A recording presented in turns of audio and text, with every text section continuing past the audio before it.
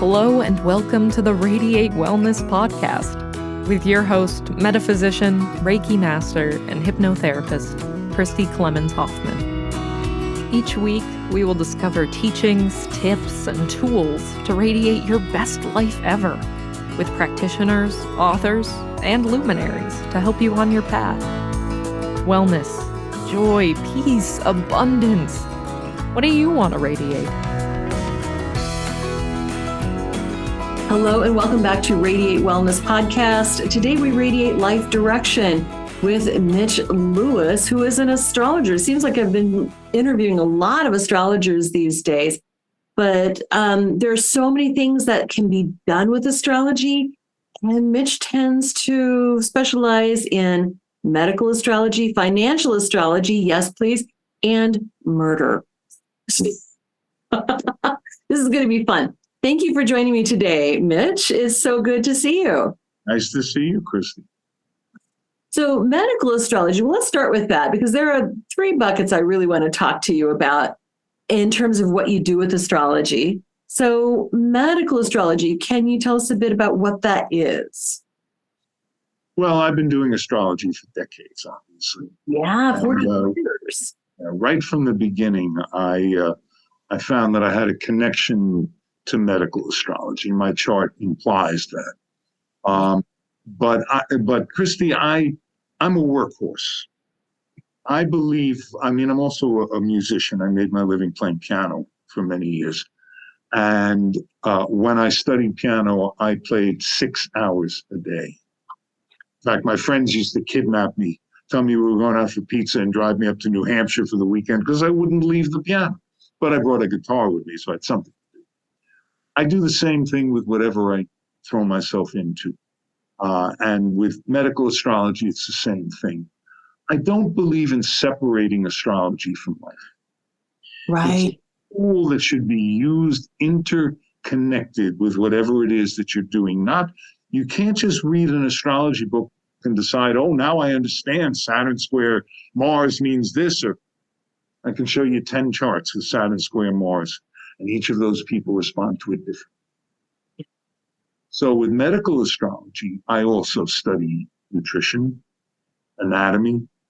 I keep up on the new medications that doctors are pushing or the pharmaceutical companies are shoving down our throats, so to speak. And there is a connection. Well, for one thing, I feel that we live on three levels. We live on the physical, the psychological, and the spiritual. And each of those three levels are connected, of course. That's what makes up our soul, our being. And if there's a problem in someone's body, I use the chart first and foremost to try and figure out exactly what the origin of that problem is. For example, it could be genetic. You simply were born with type 1 diabetes, and you now have to deal with it and how you decide to medicate it and so on. But it could be psychological or spiritual, karmic, if you will. I'll give you a good example. I go on Coast to Coast AM frequently. I've been on the show for many years. And I did a session with George one night. The show in New York runs from 1 to 5 in the morning. So I'm usually doing it from 1 to 3 in the morning, sometimes from 3 to 5 in the morning. And if I don't fall asleep during the show, I consider it a success. Anyway, I did a show with George on medical astrology and healing.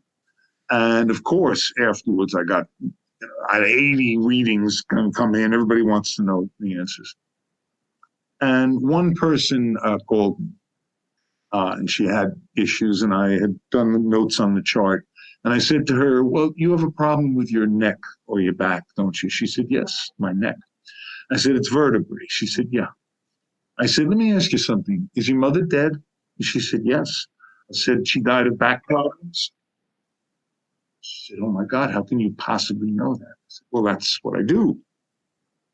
And I said to her, and you sat next to your mother's bed for how long while she was dying? She said, 3 years. And I said, and you weren't in therapy, were you? She said, no. And I said, and now your mother's dead. What finally killed her? She said, the doctors, they over-medicated. I said, and you sat there for 3 years like this, absorbing all of the pain and the guilt and the tension and the fear. And where did it go? It went right into the part of the body that your mother had her issues. Right. And this showed up very clearly in the charts. This, I said to her, first thing, the damage had been done in her body. You can't wave a magic wand over an astrology chart and heal somebody. But I said, look, you have to deal with the deterioration of your vertebrae. But the first thing I suggest to you is that you get into therapy. Your mother does not want you to be in pain. You feel bad. You absorbed all of this karma. And had you been in therapy, now I don't think there's a magic bullet for anything, Christy. We have to work on ourselves. But if you are doing the work on yourself, you can heal amazing things. Yeah. I've had, unfortunately, I've lost many friends in the last number of years. We're a fairly ill society. The stress and the tension and the pollution and the aggravation and the worries and everything else, they're creating an epidemic of cancer and of type 2 diabetes and heart problems and circulatory problems and issues with the body and inflammation and all of that. And it takes a lot it takes a real desire, first of all, to keep yourself balanced and to keep the chi moving through the body in a proper way. Now, you can't, I always tell my clients you have two choices. You can get older or you can get old. Nobody's getting younger. If they could invent that merry-go-round that goes backwards, I would jump on it and come back at 25. I would probably screw it up again. But so if you choose to slow the aging process down, you can do it. Something's going to get you at the end. Maybe it's the M15 bus turning too fast. All right. But between now and then, I don't want to be in pain. There's no reason for most of the pain that we absorb. Mm-hmm. We do it because, well, I'm angry and I didn't get the raise I wanted and my relationship broke up or my children don't love me or who knows, whatever it might be. And as I go through this, when I do the medical astrology, and I get obviously a lot of clients for it, I do less lecturing on that subject than I used to, because my fear is that people will take little tidbits and think that they can heal anybody. And that's not the way it's done. It has to be done more correctly. But when I was doing more webinars, and I probably will be doing them again because I get so many requests for them, and I do want to teach. Whatever my knowledge is, I want to give it before I go off to the next adventure, whatever that may be. And I have so many friends and clients and, co-workers who have succumbed to different kinds of ailments. And I can show very clearly in the chart, in the natal chart, if the issue is not in the natal chart, it's very rare that it will show up in your body. If it's there, however, and you are aware of it, you can work to prevent it. Right. Through diet, through other interventions such as that, through exercise, through, those type of. Absolutely. Lifestyle choices. Lifestyle choices. Mm-hmm. And it's not an easy thing to do. I don't tell people what they should or shouldn't do. I tell them that in America, the food supply is poison. They did a study on wines grown in California, and they found that every single Y that they tested, including the organic ones, have Roundup in them because it's been used out there for so many years that when, a company or a couple get together and decide they want to grow organic wines, they're growing it in the soil where the Roundup is already there. And there's less in these products than there is in the ones that spray this poison, but it's all over the place. And even if you buy organic, there's no guarantee that those blueberries you're getting from Peru really are organic. You hope for the best. But by making those choices, you can at least limit some of the issues that happen. I had a client recently, had all kinds of problems, autoimmune problems, inflammation. And I'm looking at her chart and I said to her, do you eat a lot of fish? Yeah, I don't eat meat. I eat mostly fish. I said, and you eat a lot of deep sea fish, swordfish, salmon, cod, tuna. I said, you have mercury poison. And she went and she had it tested and she has mercury. They are now in the process of removing it, which is a long, drawn-out thing, but it can be done. Right. In medical astrology, we speak of Chiron. Chiron is not an asteroid. It's totally misunderstood. It's a burnt-out comet that got caught in the orbit around our sun. And where the asteroid belt is between Mars and Jupiter, Chiron sits between Saturn and Uranus. Saturn are what we call the personal planets, or the inner planets. Saturn is the bridge there. And the outer planets, Uranus, Neptune, Pluto, and the trans-Pluto planets, as they get discovered, that has more to do with the collective. Well, Chiron has a great deal to do with our connection between the personal and the collective. And what I find is that when Chiron is very active in someone's chart, and there is a medical issue, in Chiron, I don't pay much attention to the other asteroids. I consider them minor issues. You really want to do a medical astrology in particular, you look at that chart, you study that chart and the major luminaries that we consider the sun, moon, Mercury, Venus, Mars, etc. But Chiron often shows up in someone's chart when they are responding to an environmental problem. They live next to a garbage dump or in a part of the city that's extremely polluted, or the water supply isn't particularly healthy, or those kinds of issues. And when I see the Chiron there, that rings a bell to me. Now, I don't believe that one aspect decides everything. That's a silly way to look at astrology. Mm-hmm. I'm working on an idea for classes in a book called Holistic Astrology. Yeah. Have to see the whole chart. Right. Not just say, well, you have Mars in Capricorn, therefore, again, I consider that a misuse of astrology. And that's why it takes decades to be a really good astrologer. I mean, there are some people who are very precocious. They study. My brother was like that. He studied astrology 6 months, a year. He was giving readings already. Doesn't mean he was the astrologer that he has become through the years. But he was precocious enough to understand the basics. Today, people study for a year. They read a half a dozen books, and they put up a website, charge a fortune for readings. They're incompetent. They have no reason it's no right to do that. But astrology is an unregulated career. Right.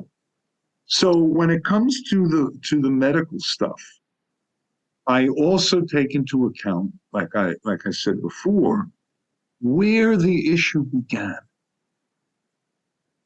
If it's psychological, well, that's a good place for you to start. If it's karmic, which implies past lives, and of course we can't prove past lives, You can believe whatever you want to believe. And everybody who's ever come to me after having a past life reading told me they were a king, they were a queen, they owned 4 apartment buildings, they were a general. Nobody was ever, a slave or a serf or, That's not what it's about. It's about the soul. I don't care what you do for a living. I care how you treat animals and people. That's the difference. Right. So sometimes the issue is so deep-rooted that any superficial attempt to heal it will fail. You need to get deeper into where this issue began. Right. Oh, I have problems. I know a lot of people with digestive issues are one of the main aspects happening to Right. an inflammation in the body. Well, as I study the person's chart and I talk to them about it, I say to them, you have to change your diet. And you have to do more exercise and breathing exercises. And I have several clients who are immensely wealthy business people. I have to fight with them to take a vacation. I don't have time. What are you, crazy? And I say to them, what good are you going to be to anybody if you die? Or if you get sick and you can't run your business? And then I finally convince them to get away for a week. They come back and they're always so happy. Oh my God. Like couples who are having a problem, I say to them, you have to take vacation. They say, we can't afford to. I say to them, you can't afford not to. So this is the way that I approach the body and the astrology of it, is trying to figure out where the problem began, what the best solution is for it, and what it is that the person wants, expects, and is willing to do to make it happen. You know the old joke, how many psychiatrists does it take to change a light bulb? The answer is 1, but the light bulb has to really change. So, questions? No, this is great. Good stuff. That it's just, I find it so interesting that we have these things kind of preloaded into our chart. And of course, myself as a Reiki master and a hypnosis practitioner, I deal with past lives, yes, and also healing hypnosis. And it's just fascinating, all the things that go into the mystery of the human body. So, Western medicine looks at just like a tiny pinhole into the body.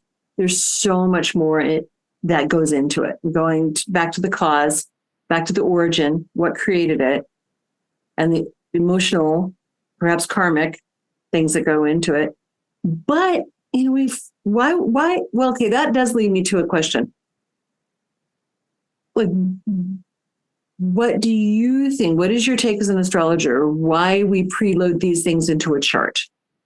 Why we? For one thing, when we talk about past lives, I believe that we pick our parents, right? Or more to the point, we have lessons to learn, and so the soul looks for an opening where they can learn positions. Sometimes the issues are very painful and we have to go through all kinds of stuff with our parents or our siblings or whatever it might be.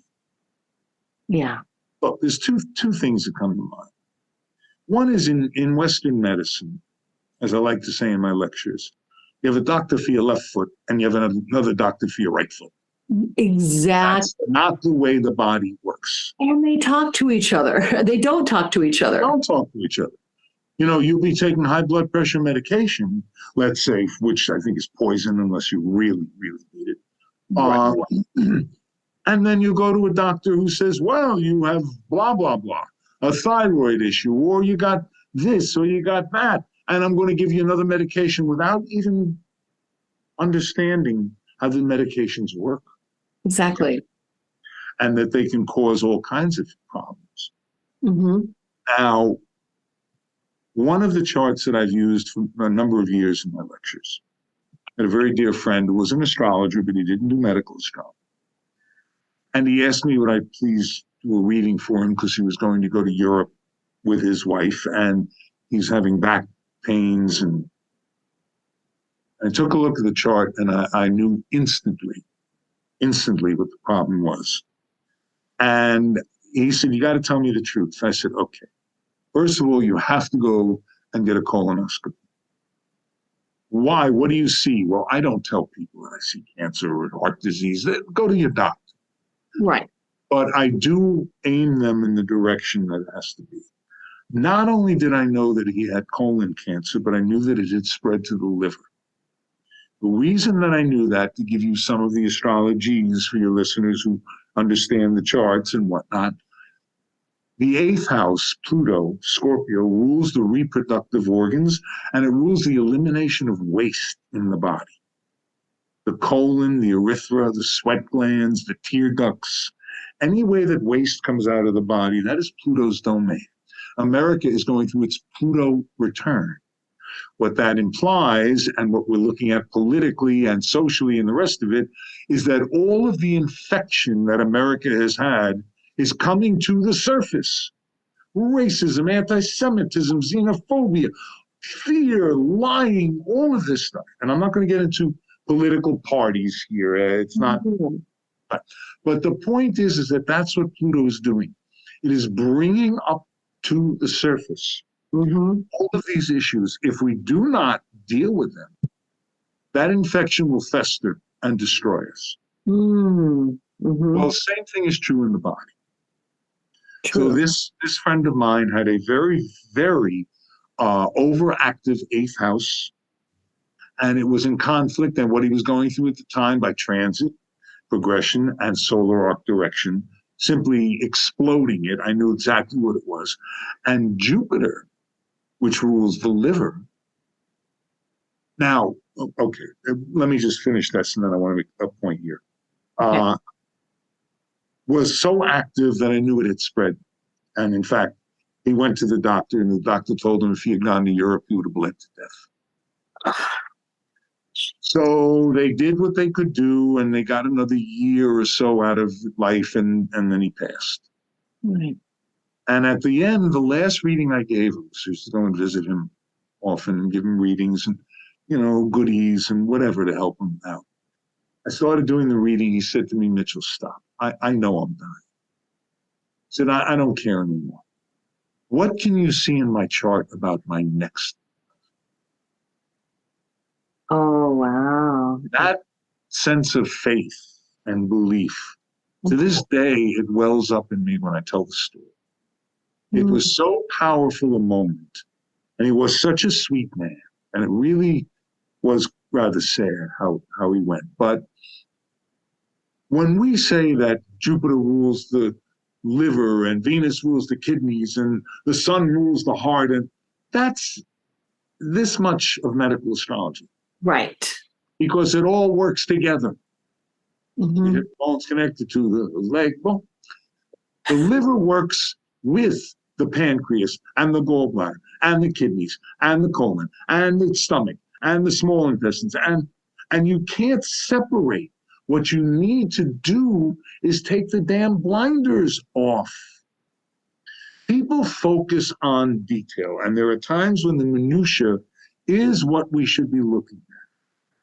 But by stepping back a little and seeing the bigger picture of the chart of your life, of your body, whatever it is, even if you're working in business or look, finances, money isn't good or evil. It's what we do with it. Yeah. And we live in a capitalist society. We don't live in an ashram. We eat a bowl of rice and you meditate all day. You want to buy stuff. You need a new pair of shoes. You want to take a vacation. You got to go to Whole Foods, or as we call it in New York, Whole Paycheck. Yeah, we do too. Right. And you've got to, you got to take care of that and enjoy your life and help and do whatever. Right. So go ahead.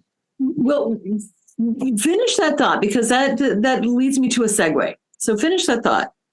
So the holistic approach to your life. Yeah. Some people have financial problems and it drains their body. Yeah. They're so worried they haven't slept in a month and a half. Why? Well, the rent's due. Okay. You can't just snap your fingers and turn your feelings on and off. But by looking at it, even when I'm doing financial work for my clients, and I have a lot of people call me up, what should I do? I don't know how to make a living, or I'm my retirement fund. Well, I'm not going to trade your retirement fund for you. I'm sorry. I don't have the time. There isn't enough money in it. I can't do it. It's too much. You need a Series 7 license to trade certain things. There's a lot of things go into it. But I will talk to them about rather mundane things. How much do you make a month? Do you own your house or do you rent it? How much is your mortgage? What's your mortgage rate? I've had people call me up in the last couple of years. Everybody's afraid the world's ending. And I want to pay off my mortgage because I'm so frightened. What's your mortgage rate? 3%. I say you'd be out of your mind to pay it off. Take that money and buy AT&T stock, and you'll get 7%. So you can sit home in your underwear, watch television, and make 4% on your money. They don't think that way. This is not the way that their minds work. But you start putting things like that into order for people. There are ways right now, for the first time in years, bonds are worth holding. They're paying 4.5% for a 2-year bond. I just bought a bond for 9%. Well, that's a different bond. You weren't buying the corporate bond, or it's a high bond. Yeah, it was an I bond. Right. But the point is that these things change. Mm-hmm. Which is why I do periodic webinars on the financial markets. Right, which was my segue to talk about the financial astrology. Right. Now let's move into that. We're never, obviously, in one podcast, Christy, we're not going to cover everything. No. But I did want to touch on the financial stuff, Mitch, because I think that's important and it's on everybody's mind right now. It's very important, and it's very important to our psychological, spiritual, and physical health. Right. If I can't pay my bills, oh my God, I don't sleep. My diet, everything stinks. I buy cheap, crap to eat, and it's not the way to look at your life. Did you know that Radiate Wellness is more than just a podcast? That's right. We're also a comprehensive, holistic wellness practice. Find out about our services, practitioners, and upcoming events at radiatewellnesscommunity.com. While you're there, visit our podcast page to read more about our great guests and even donate to the podcast. If you like our podcast, you can help in other ways as well, like subscribe or follow us wherever you're listening right now. Tell a friend, a family member, or a coworker about the great content you find here. And if you wouldn't mind, please give us a thumbs up, a 5-star rating, or a positive review. Sounds like a small thing, but it really helps. You might like to know about our Facebook communities while we're at it.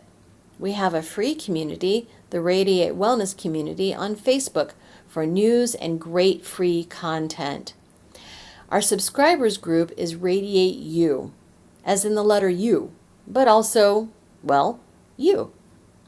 There you'll find curated replays of past classes, guest interviews, and more. And now, back to our podcast and back to our guest. Right. So one of the things, and there's also an awful lot of guilt in our society. There are people who live only for money, and there are people who think money is evil. I don't think either is the case. Mm-hmm. I think it's a tool like any other tool that we use. Of course, I have to make a living. If I don't make a living, what good am I to my clients? Mm-hmm. But anybody else for that? But I'm not going to make a living stepping on anybody else. Yeah. I can't do that. And when I find somebody in whatever situation it is, who I feel is doing that, I don't really want anything to do with it. Absolutely. No, money is energy is how I see it. It's an exchange of energy. Yes, but I give you a piece of paper with Ben Franklin's face on it, and you give me a new pair of sneakers. Why? Because we agree that that's, what we call fiat money. Well, then something like Bitcoin or Bitcoin comes along, and this was created in the crash of '08. That's when Bitcoin started to trade. In fact, it was in 2009 that made its first trade. And I have watched, and I have been on coast to coast, like I said, and there were at least 2 times. One was recently when I told George that Bitcoin was about to collapse. First time it dropped 75% of its value within weeks after I'd been on the show. And then this most recent one, when it ran up to $65,000 a coin. Look, I have no problem with making a trade. If I had bought Bitcoin at 1,000 and it ran up to 60,000, I would have sold it. I would have gone to Miami for a week. I would have had a lovely time, and that's fine. But people who held on to it and refused to get out because they are being told by other people, this is the way a pyramid scheme works. I buy something when it's low, and I convince you and all your friends to buy it. So the price goes up, and then I'm more and more, and they tell their friends, and the price goes up. And then if I'm smart, I take my piece out, or most of my piece out, put it on the sideline, then I don't care what happens to the pyramid. Absolutely. Bitcoin is. Bitcoin has gone from 65,000 and is now trading at 20. Can't tell you how many people lost every dime that they had on that. Okay. And so this has been seen in the charts then. Absolutely. Bitcoin was born. Give you a quick example. Financial astrology also takes many years because it's not just you have to know how to buy and sell stocks. You have to know what you and all this. It's personal. It's not just on the personal level. Right. That's right. It's not. First of all, people say to me, is my stock going to go up or down? I say to them, 80% of the time, your stock will go up when the S&P goes up. And nothing to do with you. It's much bigger than that. Exactly. So one of the harshest aspects for the financial markets is a hard aspect between Saturn and any of the outer planets, Uranus, Neptune, Pluto, but mostly Uranus. I predicted the crash of '08 more than a year in advance within a week of its occurrence. Very well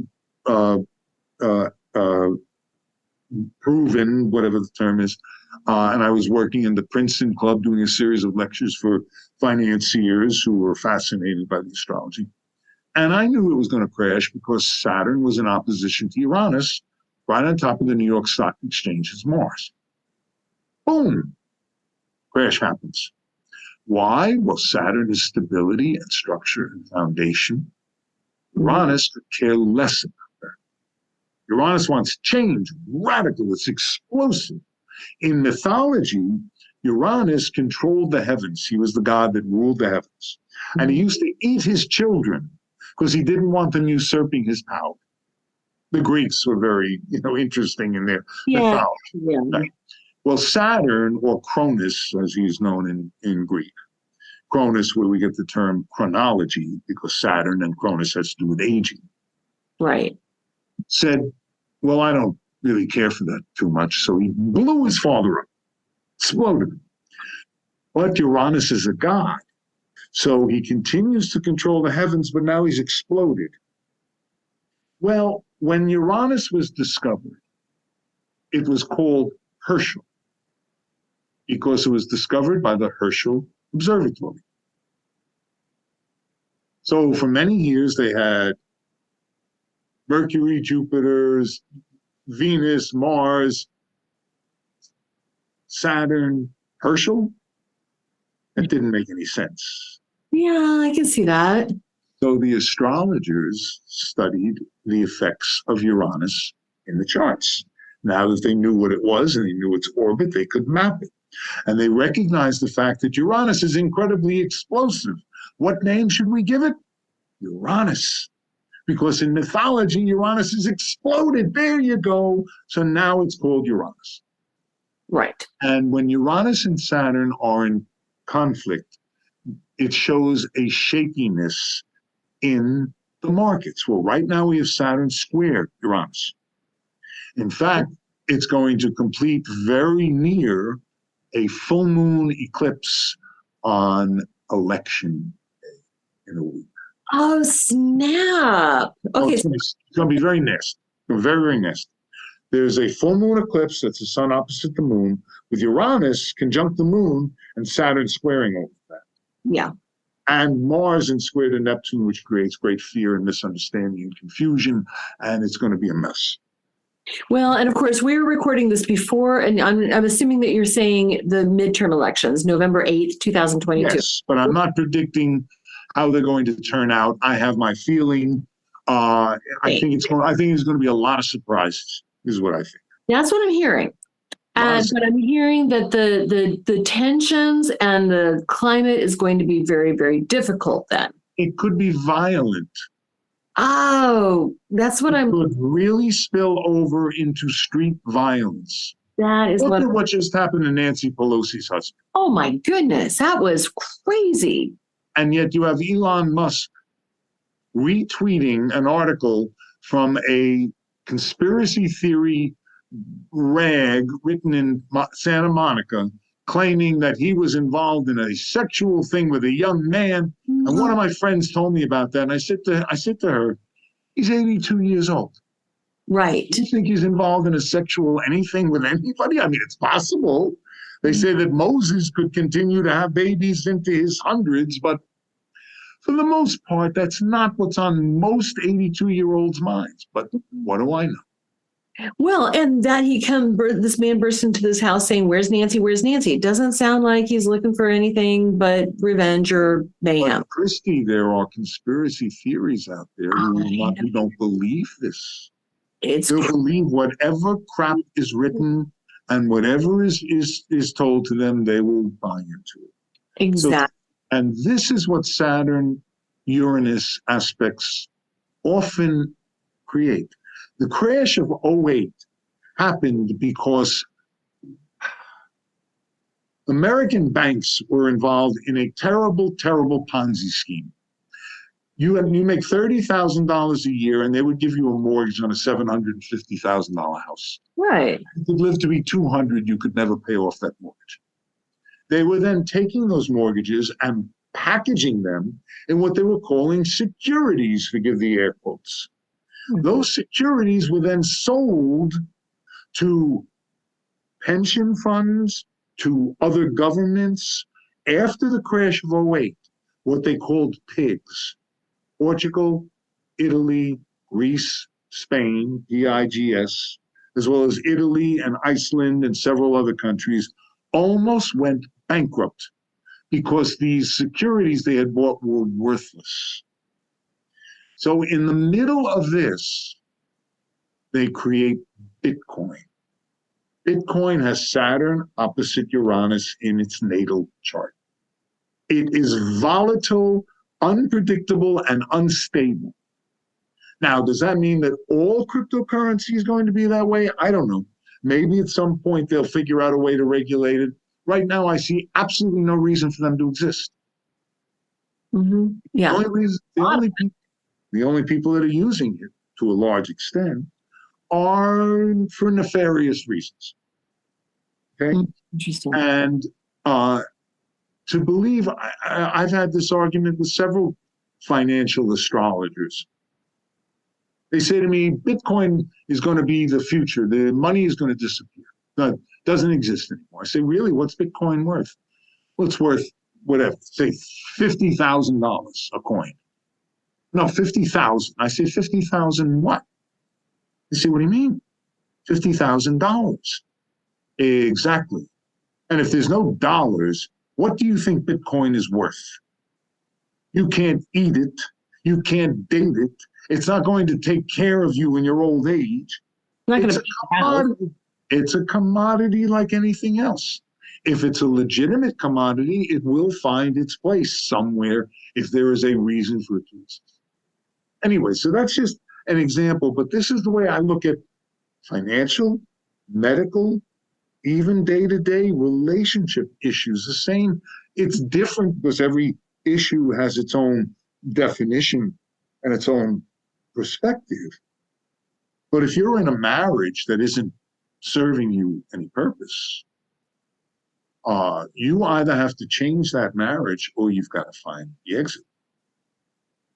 Now, let me ask you, inflation is kind of a hot word right now, and everybody's up in arms about all inflation. Right. And so what's going on in the skies and the planets?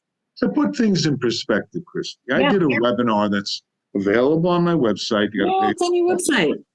MitchAstro.com. Yep. MitchAstro.com. In the show notes. You can sign up for that. It's a few bucks. And it's a 2-hour plus webinar. And I go through inflation, recessions, the stock market, the history of it all. It's a very long, involved, a lot of information. Let's put things in perspective. Inflation in this country right now is hovering around 8%.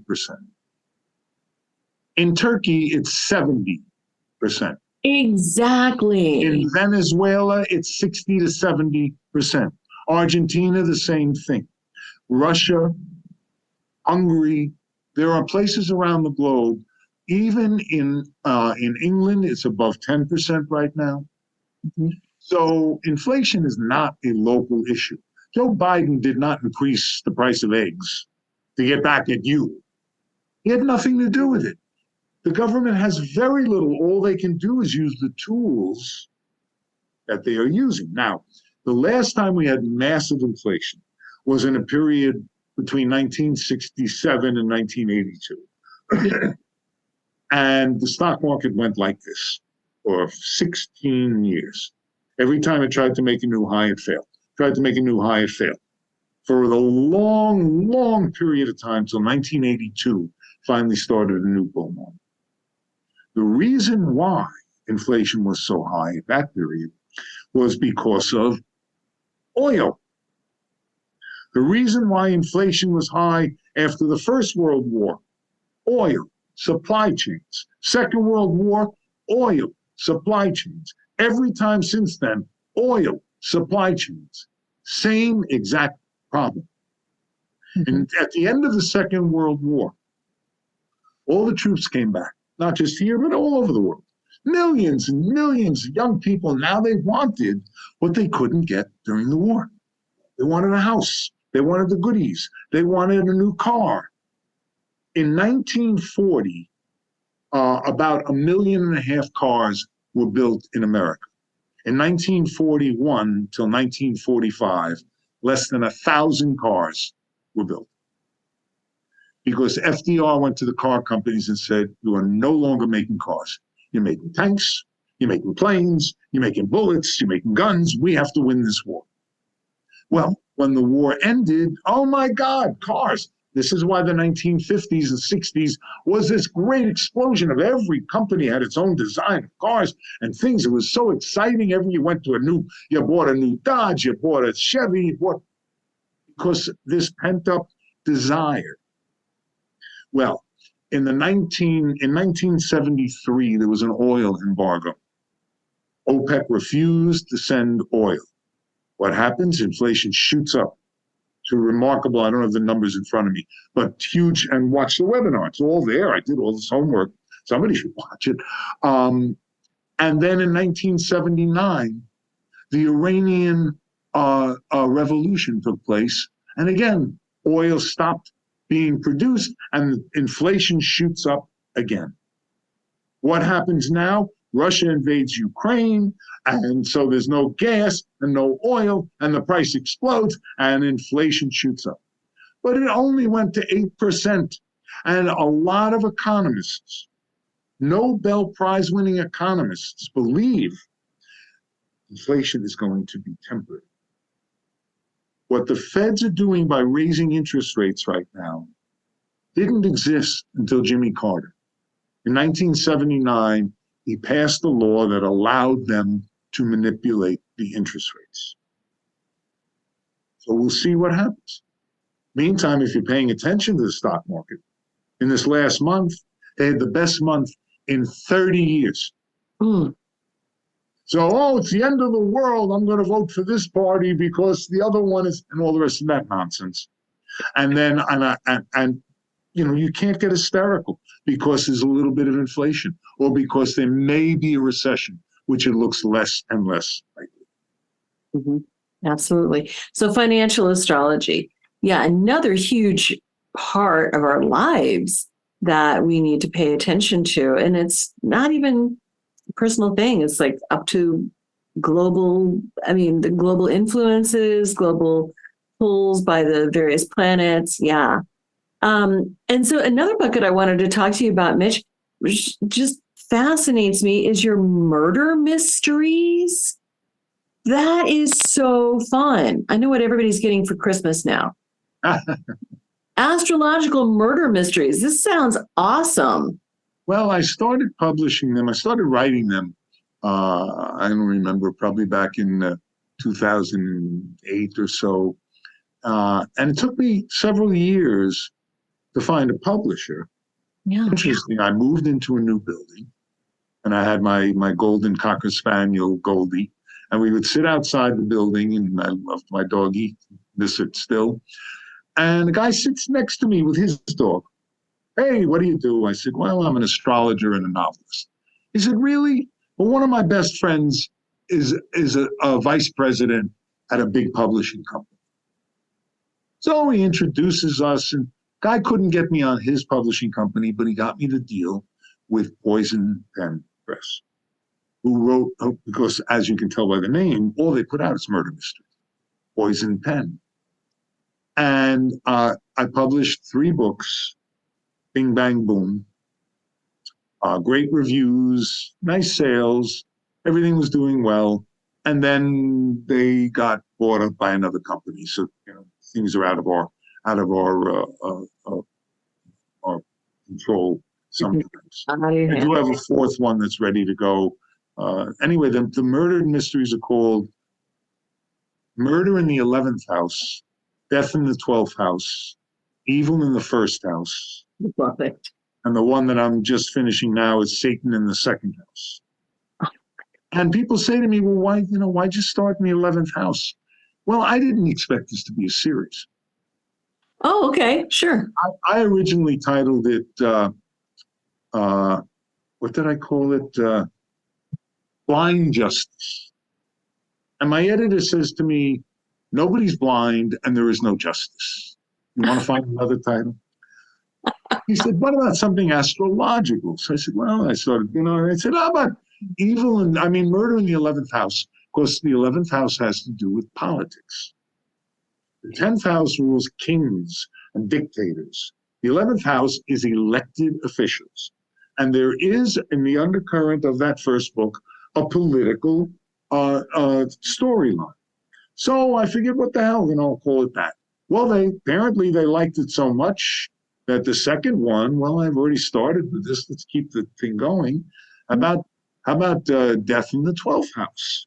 Well, that book has to do with rock and roll, the murder of 3 aging rock stars. And the 12th house, which is Pisces' house, was music. Then I came to the 3rd book, and I had a whole nother idea. In fact, the 3rd book is about medical astrology. You might enjoy that one. Nice. And there's a real twist at the end, which I'm not going to tell you, obviously. No. So I called it Evil in the First House. Now I'm going around the zodiac. I started at 11, 12, 1.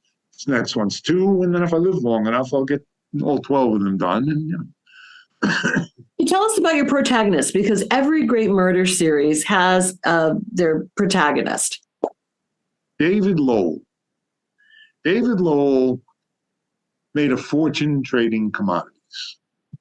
My father, who was an author, always said to me, write about what you know. So I wrote about what I knew, trading commodities, and he made his money in oil, which I had been also predicting the rise. I predicted when oil was trading about $17 a barrel. I did this series of lectures at Princeton Club over several years. And I started to predict that oil's going above $100 a barrel. I know they laugh at me that first year. Next year, it's trading in the 30s. They weren't laughing so much. Year after that, it's trading in the 50s. You couldn't get a seat. They gave me the biggest room at the Princeton Club. I think it was the James Madison room. Packed. All financiers. What did he say? What is he?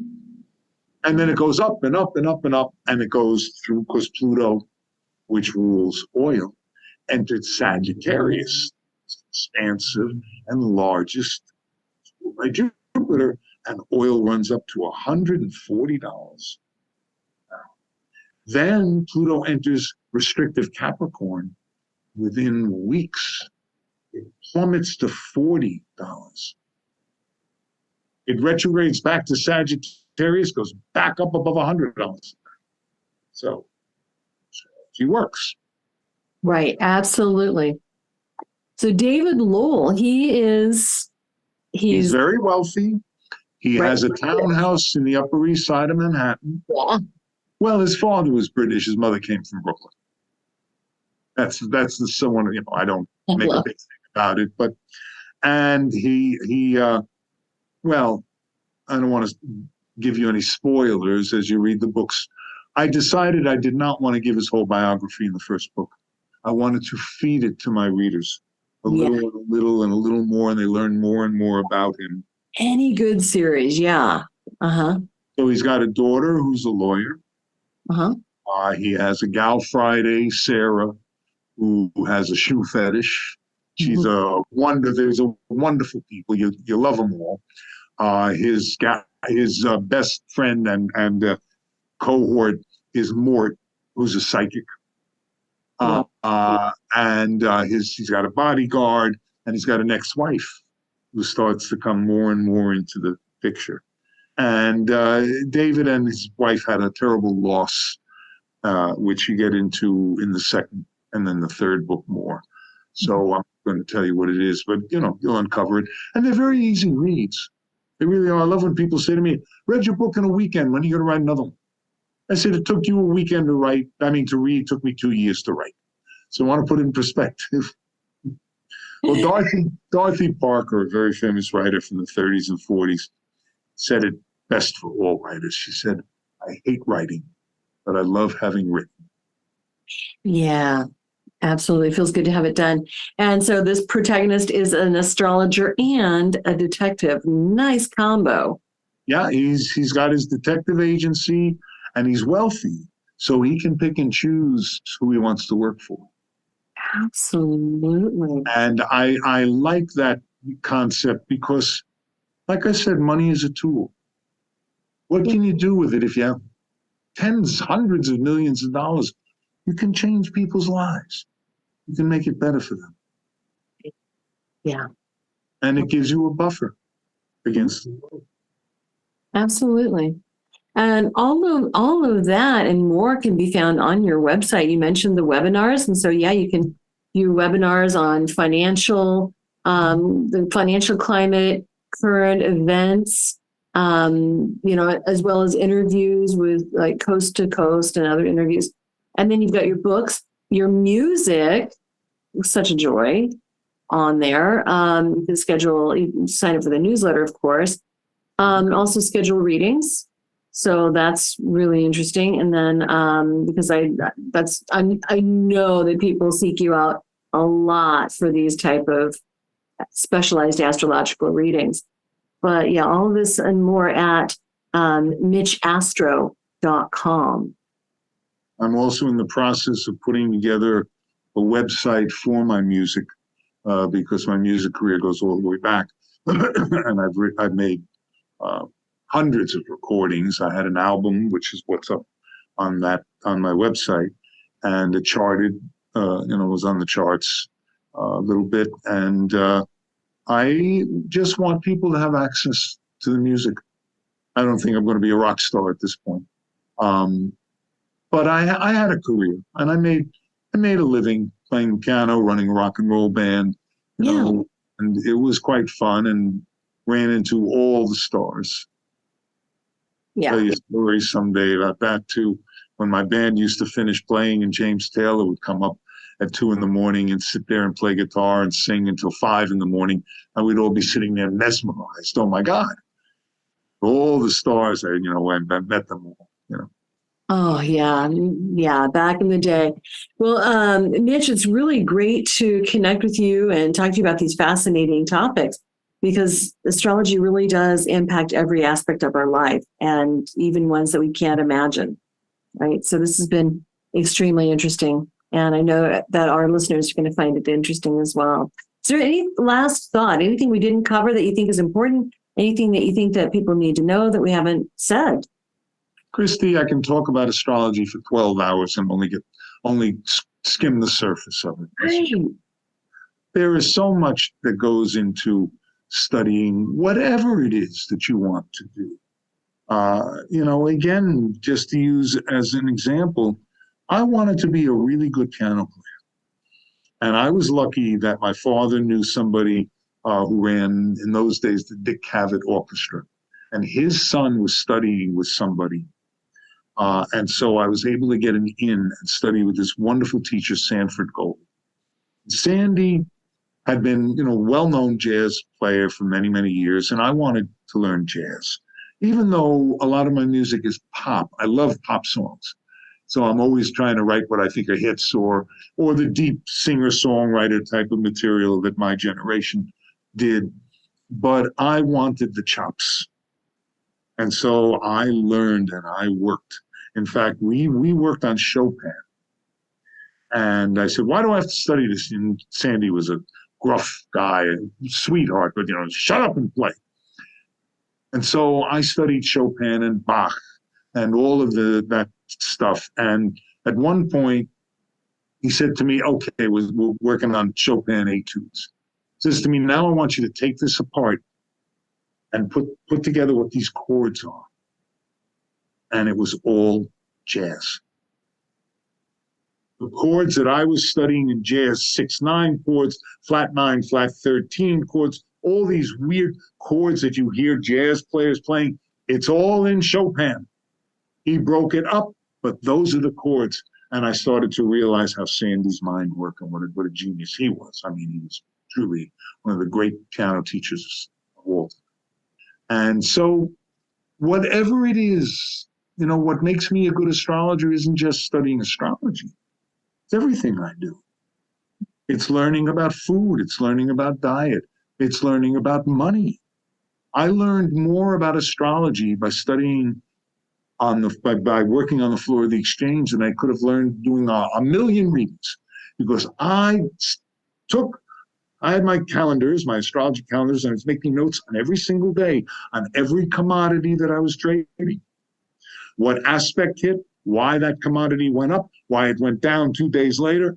And I saw astrology work on a massive world level every single day of the week for 14 years. Yeah. So I really got it. And then when I pulled back, because 9/11 happened and all my friends died and I lost my trading accounts, whatever, stuff happens, as they say. And I went back into music, but continued to do the commodities. And I started to put my notes in order. And that's why I switched now. I do more stocks than commodities just because it's easier and I don't want the headaches anymore of it. But when I look at a person's chart now, I have all those years of seeing the collective work with astrology and seeing how it affects world events. And like I said before, I've made an incredible number of correct predictions. I don't predict 1,000. There are astrologers who will put out their New Year's Eve and they'll predict 50 things for the next year. And 1 or 2 will come true. And those are the ones they put on their website. Look, I predicted this. What about the 48 that you were wrong about? I make very few predictions. And most of them come true because I want to be sure about what I'm saying, because there's a great power to astrology. You can affect people's lives deeply if you use the astrology and you're not thinking it through. and you tell somebody, well, this is going to happen, that's going to happen. Oh my God, you can frighten the hell out of them. Right. Very, very careful how I do it. Right. Yeah, because you've got people's trust in your hands, and that's sacred. Yeah, absolutely. Well, it's been a pleasure talking with you today.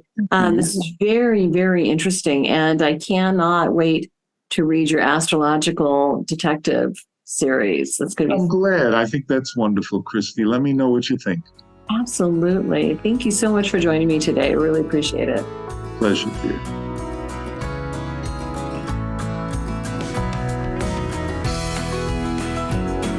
Radiate Wellness is an international community of holistic and alternative healers dedicated to helping you create spiritual, energetic, and physical well-being.